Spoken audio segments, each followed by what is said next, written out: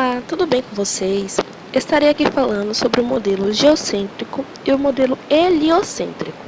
Na primeira imagem, como vocês podem observar, se trata do modelo geocêntrico, o qual geo significa Terra, o qual a Terra está no centro do universo e os demais planetas orbitam em torno da Terra, inclusive o Sol. Esse modelo foi defendido por Ptolomeu e por Aristóteles na Antiguidade, e era raro quem discordasse. Como vocês podem observar, primeiro está a Terra no centro, aí depois vem a Lua, Mercúrio, Vênus, o Sol, esse amarelo que vocês podem observar, Marte, Júpiter e Saturno. E, por último, vem uma camada de estrelas. Então, naquela época era defendido assim o modelo geocêntrico. E a forma como as pessoas observavam o mundo, eles achavam mais intuitivo dizer que a Terra era o centro do universo. E o que fez esse modelo durar por muito tempo foi o poder da Igreja Católica. Na época, a Igreja era muito poderosa. E o modelo geocêntrico também coincidia com os textos bíblicos, que colocavam o homem como figura central da criação divina. Estando o homem na Terra, permanecia na posição de imagem e semelhança de Deus, portanto, no centro do universo. Então não tinha quem fosse contra, porque como a igreja era muito poderosa, a igreja poderia condenar quem fosse contra as suas doutrinas. Poderia condenar até a morte, inclusive. O segundo modelo, como vocês podem observar, essas bolinhas rodando, é o modelo heliocêntrico.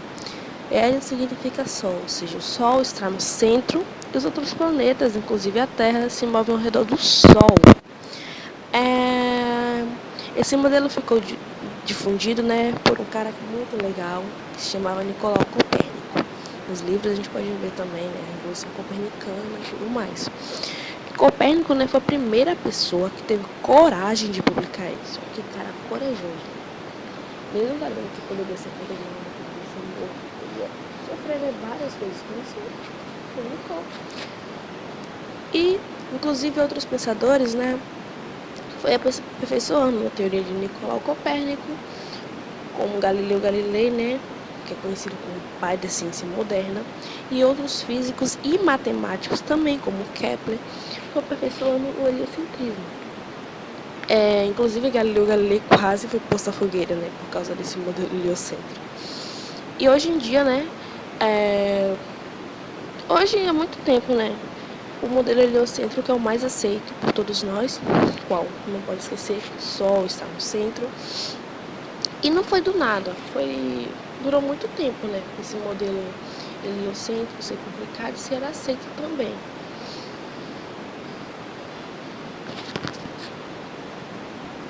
Como defensores da teoria geocêntrica, temos Aristóteles e Ptolomeu. Eles defendiam que a Terra se encontrava no centro do universo. Podemos dizer que principalmente porque, como a gente não é capaz de perceber o movimento circular, ou seja, ela girando, eles acreditavam que ela estava parada por esse motivo. E o Sol, a gente tem a sensação de que ele está girando, então não faria muito sentido dizer que o Sol está parado. Mas enfim. E essa teoria também era muito defendida, muito protegida pela igreja. Principalmente porque eles acreditavam que Deus havia criado a Terra exclusivamente para a vida humana. Para o desenvolvimento da vida humana, mais especificamente. Eles não acreditavam que poderiam haver outros universos que o ser humano pudesse viver. Então, qualquer pessoa que fosse contra esse modelo, que fosse contra essa ideia, eles tacavam fogo, não só no modelo figurado, como colocar a pessoa para ir para fogueira de verdade. Inclusive, teve um filósofo, Giordano Bruno, que foi colocado na fogueira porque ele foi contra a ideia de Aristóteles. E ele foi condenado para a fogueira. E suas últimas palavras foram: morro com martir por minha própria vontade. Agora, partindo para o heliocentrismo, como defensores, principais defensores, temos Copérnico e Galileu Galilei. Mas, antes desses dois, teve um cara chamado Aristarco Samos, que ele foi do século III a.C. E ele foi o primeiro a defender a teoria heliocêntrica, mas ninguém deu muita bola para ele. E a vida que seguiu. Mas como ele chegou a essa conclusão? Ele dizia que, no caso, todo mundo pode observar isso, o Sol é maior que a Terra é maior que a Lua, então a Lua vai girar em torno da Terra e a Terra vai girar em torno do Sol. E o Sol vai se encontrar parado no centro do universo. Só que aí, mais para frente, isso depois de Ptolomeu já, veio um cara chamado Copérnico. Ele era matemático e ele dizia que a teoria geocêntrica não era possível explicar essa teoria através da matemática, da geometria. Então, através da matemática, ele constatou que o Sol se encontrava no centro do universo. Daí surgiu o Sistema Solar, algo mais conhecido como Sistema Solar atualmente, que é o Sol no centro do universo e vindo os sistemas em ordem. Só que ainda era muito criticada essa teoria, muito mesmo. E, basicamente, ou praticamente, ninguém aceitava. E depois veio Galileu Galilei, o italiano.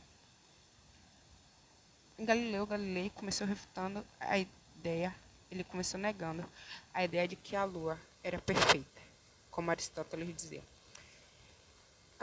Com o auxílio da luneta, ele conseguiu observar que a Lua tinha imperfeições. Isso já começou chocando o pessoal daquela época.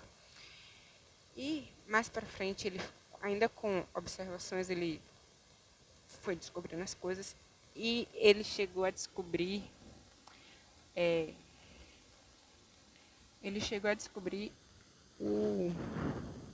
quatro satélites que giravam ao redor de Júpiter.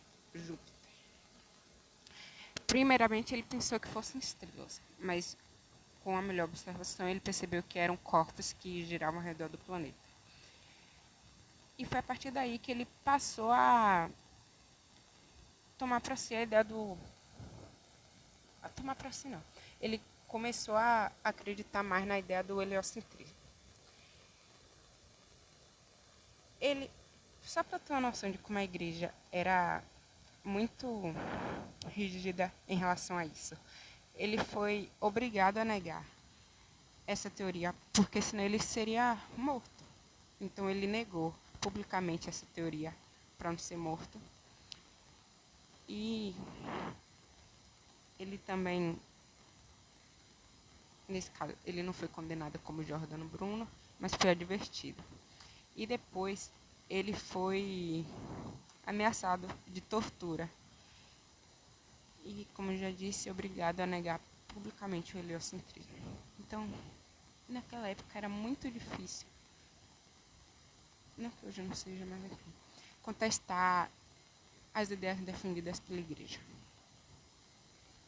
Mas, e outra coisa importante é que a igreja só aceitou o heliocentrismo a partir de 1922. Então, é muito recente. 100 anos atrás.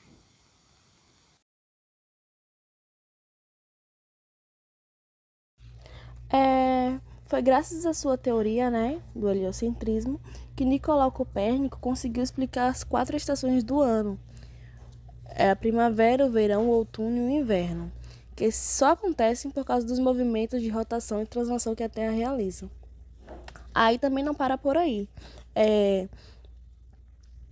As fases da Lua também podem ser explicadas pela teoria do heliocentrismo, que é a Lua nova, a Lua crescente, a Lua cheia e a Lua minguante. Essas fases passaram a ser mais compreendidas graças à sua teoria.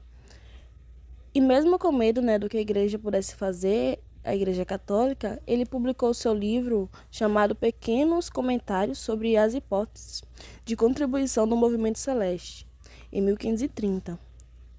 Daí esse livro chamou a atenção, né, do matemático George Joachim, um alemão, E junto eles publicaram outro livro chamado Prima Noratius, onde escreveram as investigações realizadas, né, para poder formular a sua teoria heliocêntrica. Publicou outros livros também. E Copérnico ele faleceu em 1543 em posse de todas as suas obras, né, originais, todos os seus manuscritos. E todos os estudos realizados por ele influenciam muito na nossa vida até hoje. Uau!